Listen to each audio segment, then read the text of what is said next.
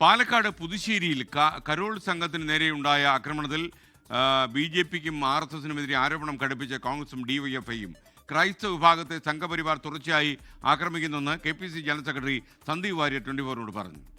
ഉത്തരേന്ത്യയിലെ പല സംസ്ഥാനങ്ങളിലും അരങ്ങേറുന്ന ഈ ക്രൈസ്തവ വിരുദ്ധ വേട്ടയ്ക്ക് സമാനമായ രീതിയിലാണ് പാലക്കാടും തുടർച്ചയായി നടന്നുകൊണ്ടിരിക്കുന്നത്. അതിന് പുറകിലും ബി.ജെ.പിയുടെ പ്രവർത്തകരാണ്. ഇന്ന് അറസ്റ്റ് ചെയ്യപ്പെട്ടിട്ടുള്ളതും ബി.ജെ.പിയുടെ സജീവ പ്രവർത്തകനാണ്. ആ കരോൾ സംഘത്തിൽപ്പെട്ട കുട്ടികളെ പോലും ആക്ഷേപിക്കുകയും അവരെ മദ്യപാനികളെന്ന് വിളിക്കുകയും ചെയ്തിട്ടുള്ള ബി.ജെ.പി നേതാക്കൾക്കെതിരെ കേസെടുക്കാൻ സംസ്ഥാനത്തെ ബാലാവകാശ കമ്മീഷൻ അടക്കമുള്ളവർ തയ്യാറാകേണ്ടതാണ്. കുട്ടികളെ അധിക്ഷേപിക്കുന്ന തരത്തിൽ സംസാരിച്ചതുകൊണ്ട് ആ തരത്തിലുള്ള ക്രിമിനൽ വകുപ്പുകൾ കൂടി ചുമത്തിക്കൊണ്ടായിരിക്കണം കേസെടുക്കേണ്ടതെന്നാണ് കോൺഗ്രസിന് ഇക്കാര്യത്തിൽ പറയാനുള്ളത്. സന്ദീപ് വാര്യർ പ്രതികരിക്കുകയായിരുന്നു. തെരഞ്ഞെടുപ്പിൽ ക്രൈസ്തവ വിഭാഗത്തിൽ നിന്ന് ആഗ്രഹിച്ച പിന്തുണ ലഭിക്കാത്തതിന്റെ പ്രതികാരമാണ് ആക്രമണത്തിന് പിന്നിലെന്ന് ഡി.സി.സി പ്രസിഡന്റ് എ തങ്കപ്പൻ ആരോപിക്കുന്നു. ആക്രമണത്തെ പരസ്യമായി പിന്തുണച്ചതിലൂടെ ബി.ജെ.പി നേതാവ് സി കൃഷ്ണകുമാറിന്റെ യഥാർത്ഥ മുഖം വ്യക്തമായെന്ന് ഡിവൈഎഫ്ഐ. പാലക്കാട് നിന്ന് സമീർ ബിൻ കരീം വിവരങ്ങളുമായി ചേരുന്നു. സമീർ, മെറി ക്രിസ്മസ് പറയൂ. മെറി ക്രിസ്മസ് എസ്കെൻ. പാലക്കാട് ജില്ലയിലെ പുതുശ്ശേരിയിൽ ഈ കരോൾ സംഘത്തിനു നേരെ ഉണ്ടായ ആക്രമണം, അതിനുശേഷം സി കൃഷ്ണകുമാർ നടത്തിയ പ്രസ്താവനയുമാണ് ഇപ്പോൾ കോൺഗ്രസിനും ഒപ്പം തന്നെ ഈ ഡിവൈഎഫ്ഐയും പ്രതിഷേധത്തിനിടയാക്കിയിരിക്കുന്നത്.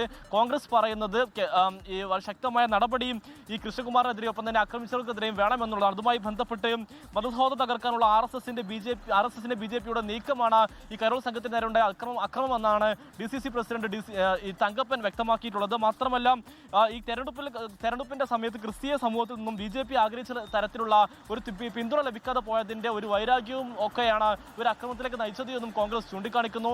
സമാനമായ രീതിയിൽ തന്നെയാണ് ഡിവൈഎഫ്ഐയും പ്രതികരിക്കുന്നത്. അവർ പറയുന്നത് ഈ കേക്കുമായി ഒരു ഭാഗത്ത് അരമനയിലേക്ക് ബി.ജെ.പി നേതാക്കൾ കടക്കുന്നു, മറുഭാഗത്ത് ക്രൈസ്തവരെ ആക്രമിക്കുന്ന ഒരു സമീപനവും ബി.ജെ.പി സ്വീകരിക്കുന്നു. കേരളത്തിന്റെ പ്രവീൺ തൊഗാഡിയെയാണ് ഈ കൃഷ്ണകുമാർ എന്നുള്ള ഒരു പരാമർശം കൂടി ഡിവൈഎഫ്ഐ രൂക്ഷമായ ഭാഷയിൽ തന്നെ പറഞ്ഞു വെക്കുകയാണ്. 2500 യൂണിറ്റിലും ഡിവൈഎഫ്ഐ കരോൾ നടത്തുമെന്നും ഡിവൈഎഫ്ഐ വ്യക്തമാക്കുകയാണ്. ഇതുമായി ബന്ധപ്പെട്ട് വലിയ പ്രതിഷേധമാണ് കോൺഗ്രസിന്റെ ഒപ്പം തന്നെ ഡിവൈഎഫ്ഐയുടെ ഭാഗത്ത് നിന്ന് ഇപ്പോൾ ഉയരുന്നത് എന്നുള്ളതാണ്. കഴിഞ്ഞ ദിവസമാണ് പുതുശ്ശേരിയിൽ കരോൾ സംഘത്തിന് നേരെ, കുട്ടികളടങ്ങുന്ന കരോൾ സംഘത്തിന് നേരെ ഒരു അക്രമം ഉണ്ടാവുകയും ആർ.എസ്.എസ് പ്രവർത്തകൻ അറസ്റ്റിലാവുകയും ചെയ്തിരിക്കുന്നത്. ഇതിന് പിന്നാലെയാണ് സി കൃഷ്ണകുമാർ പറഞ്ഞത് മദ്യപിച്ചാണ് കരോൾ സംഘം എത്തിയത് എന്നുള്ള കാര്യം. ഇതിനെതിരെയാണ് ഇപ്പോൾ രൂക്ഷമായ ഭാഷയിലുള്ള പ്രതിഷേധവും ഒപ്പം തന്നെ വിമർശനവും എല്ലാം തന്നെ ഉയരുന്നത്. ലോകത്തെവിടെയായാലും ഏത് സമയത്തും 24 വാർത്തകളും ഓഗ്മെന്റഡ് റിയാലിറ്റി പാക്കേജുകളും എക്സ്പ്ലെയിനറുകളും വിശദമായി കാണാൻ ഞങ്ങളുടെ യൂട്യൂബ് ചാനൽ നിങ്ങൾക്ക് സബ്സ്ക്രൈബ് ചെയ്യാം.